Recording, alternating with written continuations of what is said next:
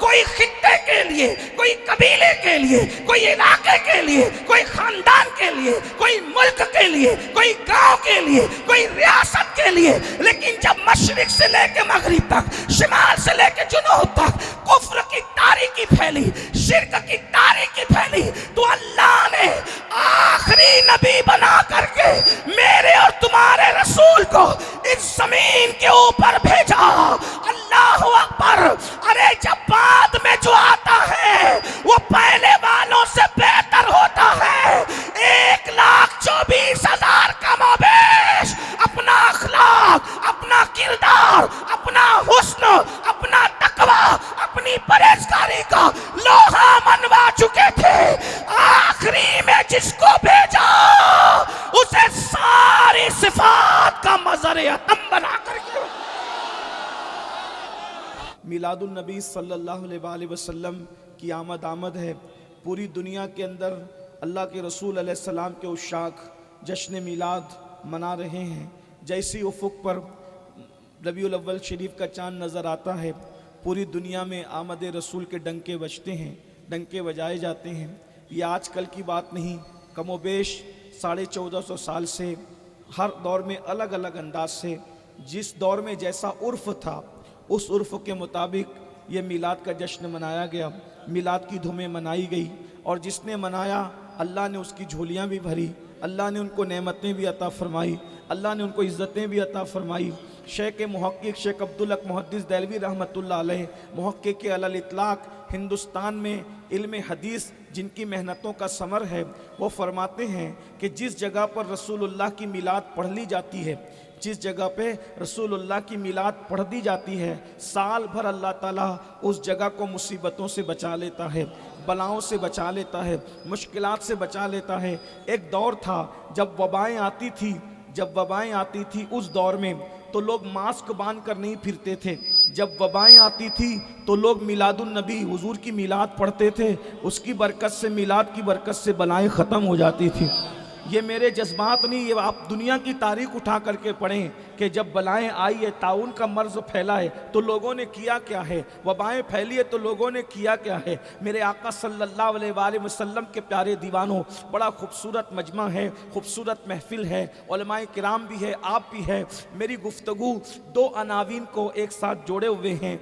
एक बात तो ये है कि अल्लाह के रसूल सल्लल्लाहु अलैहि वसल्लम की मिलाद का हम जश्न मनाते हैं, अल्हम्दुलिल्लाह। उसके लिए हमारे पास कुरान से दलील है, हदीस से दलील है, सहाबा किराम के अमाल से दलील है, इसी तरह औलिया अल्लाह के अमाल से दलील है, सालिहीन के तौर तरीक़े से दलील है। अल्हम्दुलिल्लाह मनाते थे, मनाते हैं और मनाते रहेंगे। ये मुक़द्दर की बात है, ये तकदीर की बात है, ये तकदीर की बात है। कुछ लोग ऐसे हैं कि जो लोग आज़ादी, जो दुनिया भर में जो ममालिक आज़ाद हुए हैं, दुनिया भर की बात कर रहा हूँ, किसी एक मुल्क की बात नहीं, ये मुक़द्दर की बात है कि कुछ लोग उनका जश्न मनाते हैं जिन्होंने मुल्क को आज़ाद कराया, और कुछ लोग वो हैं जो उसका जश्न मनाते हैं जिसने पूरी कायनात को जुल्म से आज़ाद कराया, जिसने पूरी कायनात को कुफ्र से आज़ाद कराया। ये बहुत बड़ी बात है। हम हुजूर का जश्न मनाते हैं जुलूस की शक्ल में, जलसे की शक्ल में, अलग अलग अंदाज से मनाते हैं। लेकिन मुसलमानों, मेरे भाइयों, हमें पहले ये मालूम करना होगा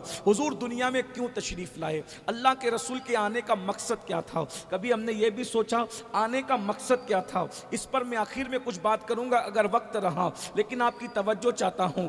अब हुजूर किस मकसद के लिए आए? जाहिर सी बात है, जो इंसान जितना बड़ा होता है उसके कहीं जाने का मकसद भी उतना बड़ा होता है। अल्लाह अकबर। जो जितना बड़ा होगा वो उतने बड़े मकसद के तहत जाएगा। और याद रखना, बड़े लोग जो होते हैं, पढ़े लिखे लोग जो होते हैं, वो बेमकसद कोई काम नहीं करते। हम लोग बेमकसद काम कर लेते हैं, लेकिन हिकमत वाले लोग, हकीम लोग बगैर किसी हिकमत के, बगैर किसी मकसद के कोई काम नहीं किया करते। अल्लाह अकबर। अंदाज़ा फरमाएं अल्लाह के रसूल दुनिया में क्यों तशरीफ़ लाए, आमद रसूल का मकसद क्या है, उसको हमने भुला दिया है। उस पर आखिर में गुफ्तगू होगी, लेकिन पहले आने वाला कौन है? मकसद तो बहुत बड़ा लेकर के आया है, लेकिन आने वाला कितना बड़ा है? उसकी वजह यह है, जब किसी काम के लिए किसी को मैदान में उतारा जाता है, जब किसी काम के लिए किसी को मैदान में उतारा जाता है और वो काम करता है, तो काम करने के बाद जब वो वापस आता है तो उसके बाद फिर उसी काम को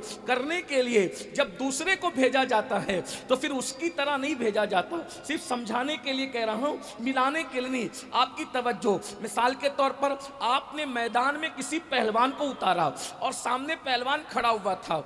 ये पहलवान गया, इसने अपना काम किया, नाकाम नहीं हुआ, उसने अपना काम किया, लेकिन अपना काम करने के बाद जब वो वापस पलटा तो अब जब इधर से जो दूसरा जाएगा तो दूसरा उससे ताकत में ज्यादा होगा, उससे कुव्वत में ज्यादा होगा। ये बात आप अच्छी तरह जानते हैं, उसूल है, दुनिया का उसूल है, दस्तूर है। मिसाल के तौर पर अल्लाह अकबर, ये आपने पहलवानी की बात सुन ली। इसी तरह करप्शन को ले लें कि आपने किसी सिपाही को भेजा, जाओ जा करके ये सब जो है वो जुए की दुकानें बंद कराओ, शराब की दुकानें बंद कराओ, ज़िना के अड्डे बंद कराओ। वो गया, उसकी बात लोगों ने नहीं मानी, वो वापस आया, तो आप क्या करेंगे? दूसरा उससे भारी भरकम आदमी भेजेंगे ताकि उसका रुआब हो, उसकी अपनी जो वो शख्सियत हो, उसका अपना अंदाज हो। यानी आने वाला जब पलट कर आ गया तो उसके बाद उससे बेहतर जाएगा। ये दुनिया का दस्तूर है बिला तमसील।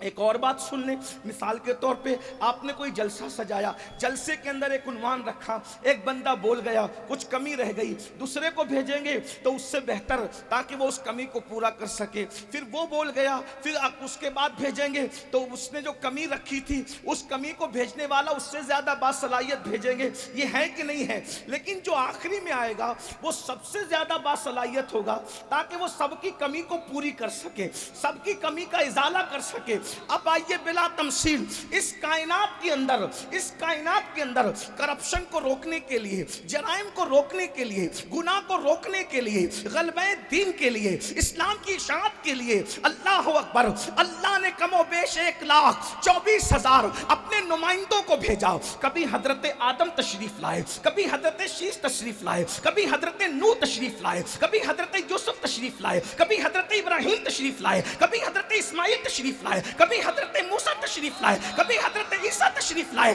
सब आए और आने के बाद हर नबी ने अल्लाह के बंदे जो रास्ता भटक चुके थे उनको हिदायत की तरफ लाने के लिए भरपूर कोशिशें की और वो अपनी कोशिशों में कामयाब भी रहे, लेकिन वो अल्लाह के हुक्म के पाबंद थे। हर बंदा खुदा के हुक्म का पाबंद है। जब उनका वक्त पूरा हो गया वो वापस चले गए। अल्लाह अकबर, एक गया दूसरा आया, एक गया दूसरा आया, एक गया दूसरा आया। लेकिन जब 32 साल की उम्र में कमोबेश अल्लाह ने अपने पैगंबर कमारी बतुल मरियम से पैदा होने वाले कलेमतुल्लाह रूहुल्लाह हजरत सैयदना ईसा अलैहिस्सलाम को आसमान पर उठा लिया, तो उस वक्त कायनात के अंदर कुफ्र, शिर्क, बदमज़हबी, गंदगी, जिना, शराब, जुआ, सारी गंदगी कायनात में फैल गई। अल्लाह अकबर, अंदाजा फरमाओ मुसलमानों, अपने नबी की अज़मत का अंदाजा लगाओ। जितना अंधेरा होता है रोशनी उतनी ज्यादा जरूरत पड़ती है उसकी। मिसाल के तौर पर अगर घर में रोशनी करना हो एक बल्ब से काम चल जाएगा, लेकिन अगर मैदान में रोशनी करना हो तो बल्ब उसको पूरा नहीं कर सकता। अल्लाह अल्लाह, जितने अंबिया आए कोई नबी आलमी नबी बनकर नहीं आया।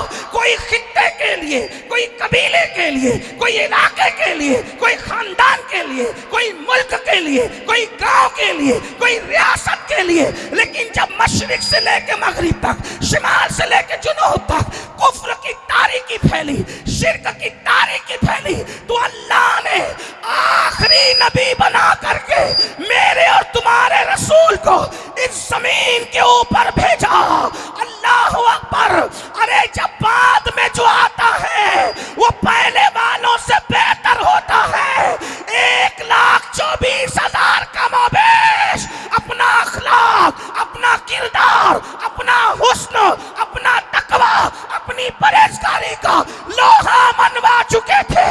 आखिरी में जिसको भेजा उसे सारी सिफात का मज़र अतम बना करके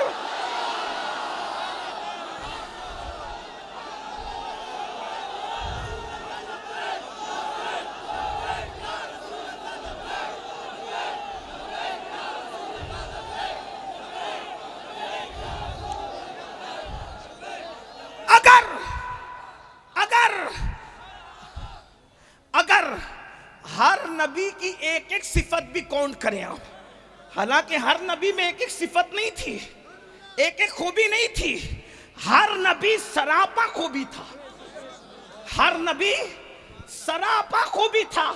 लेकिन अगर एक खूबी भी एक नबी की काउंट कर ले तो कितनी खूबियां हैं मेरे नबी में? कम से कम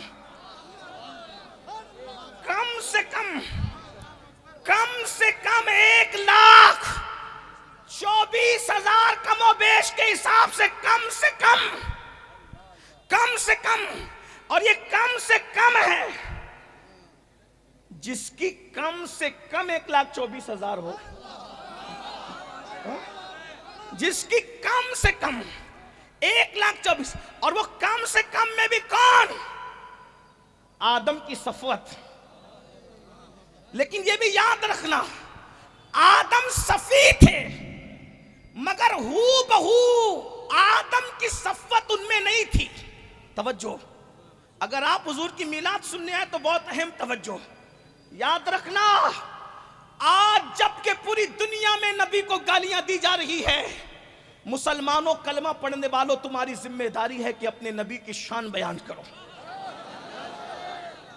बच्चे बच्चे को अपने नबी की शान बताओ, इसलिए कि दुनिया लर्जा बरंदाम है कि दुनिया का आने वाला मजहब, पूरी कायनात का आने वाले दौर में सबसे बड़ा मजहब कोई होगा तो वो सिर्फ और सिर्फ मोहम्मदुर रसूलुल्लाह पढ़ने वाला मजहब होगा।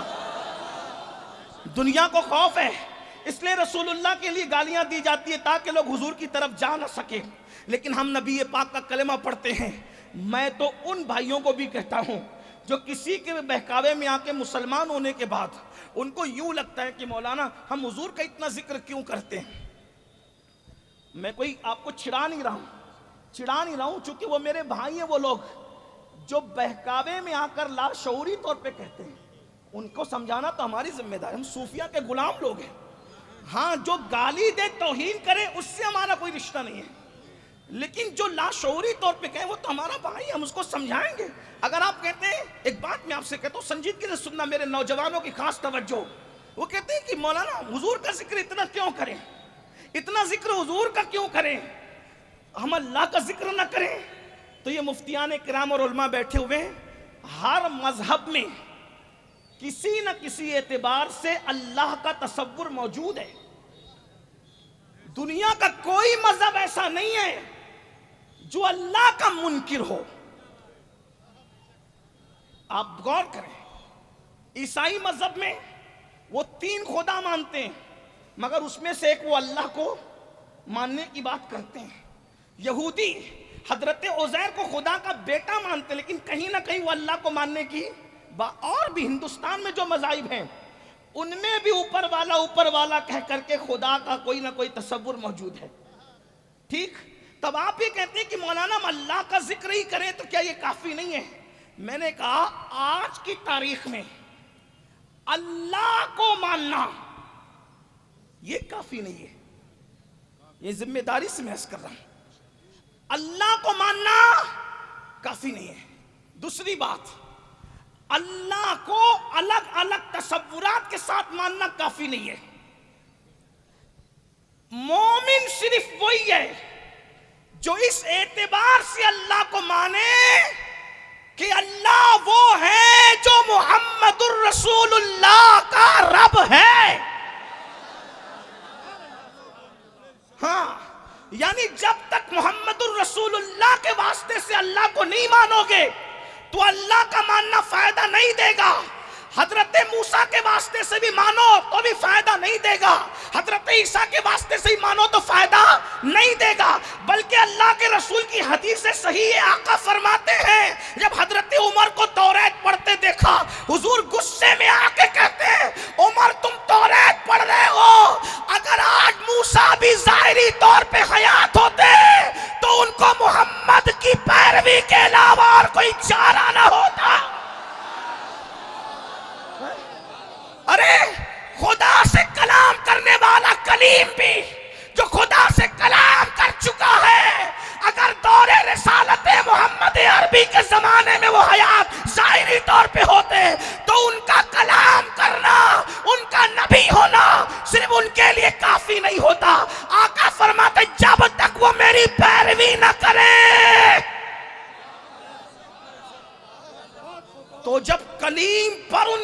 भी लाजिम हो जाए उनके नबूवत के दौर में, तो आज की तारीख में हर मजहब किसी ना किसी एतबार से अल्लाह को मानने का तसव्वुर है, तो फिर हुजूर का जिक्र इसलिए हम करते हैं, हुजूर का जिक्र इसलिए हम करते हैं क्या, कि हम लोगों को बताएं कि अल्लाह ने जमीन को अपनी बुरहान बनाकर नहीं भेजा, आसमान को अपनी बुरहान बनाकर नहीं भेजा, सितारों की अंजुमन को अपनी बुरहान बनाकर नहीं भेजा, सितारों को अपनी बुरहान बनाकर नहीं भेजा, चांद सूरज को अपनी बुरहान बनाकर नहीं भेजा। क्यों? इसलिए कि जो चांद की इबादत करने लगे, चांद ने नहीं कहा कि मैं खुदा नहीं हूं, खुदा कोई और है। जो सूरज की परस्तिश करने लगे, सूरज ने नहीं कहा कि मैं खुदा नहीं हूं, खुदा कोई और है। इसीलिए अल्लाह ने जब बुरहान बनाना हुआ, दलील बनाना हुआ, तो फरमाया कद जाकुम बुरहानुम मिर रब्बिकुम, मैंने मोहम्मद अरबी को अपनी बुरहान बनाकर भेजा। क्यों? चांद की इबादत करने वाले, सूरज की इबादत करने वाले जब उसी में फंसे थे, तो इन्होंने इशारा करके एक को टुकड़े किया, दूसरे को पलटाया, कहा जिसको खुदा मानते हो वो मेरे इशारे से टूटते भी है, जुड़ते भी है, जाते भी आते भी है। तो लोगों ने कहा तो फिर क्या आप खुदा है? तो कहा नहीं, सर को सज्जे में रख के कहा सुबहान रब्बियल आला। तो तब दुनिया को पता चला जिसके इशारे पे सूरज आता जाता हो, चांद टूटता और जुड़ता हो, अरे जब इतनी ताकत वाला ये है, तो ये जिसको रब्बे आला कहता है उस खुदा की कुव्वत का आलम।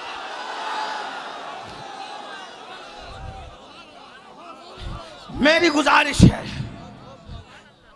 गुजारिश है, ऐ मेरी कौम के जवानों, हुजूर के डंके बजाओ। अगर दुनिया में दीन का गलबा चाहते हो, हुजूर के डंके बजाओ।